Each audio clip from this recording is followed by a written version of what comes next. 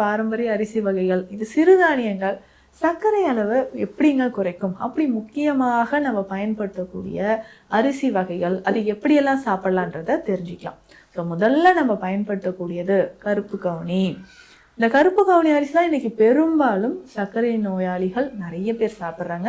நீங்கள் மருந்து முறைகள் என்ன எடுத்துக்கிட்டாலும் இது ஒரு நாளைக்கு ஒரு வேளையாவது இல்லை வாரத்தில் 3-4 நாட்களாவது கருப்பு கவுனி அரிசியை நம்ம எடுத்துக்கலாம். இதை நல்லா வேக வைத்து வடித்து தான் நம்ம சாப்பிடணும். நான் இது ஊறுறதுக்கு இது ரொம்ப ஹார்டாக இருக்குது, குக்கரில் வச்சு சாப்பிட்றேன் அப்படின்னு சாப்பிடாதீங்க. இதை கொஞ்சம் நேரம், ஒரு மணி நேரம் நல்லா ஊற வச்சுட்டு அதுக்கப்புறம் நல்லா வடித்து சாப்பிடும்போது மதிய நேரத்தில் நம்ம எடுத்துக்கலாம். ஸோ இந்த கருப்பு கவுனி அரிசி அவ்வளவு சிறப்பு வாய்ந்தது. இல்லைன்னா இந்த கருப்பு கவுனி அரிசியை குருணை மாதிரி உடைச்சி எடுத்துட்டு இதனோட உளுந்து சில மில்லட்ஸும் நம்ம சேர்த்து கஞ்சி மாதிரி குடிக்கலாம். ஸோ அதுவுமே உங்களுடைய சர்க்கரை அளவை நல்லாவே குறைக்க ஆரம்பிக்கும்.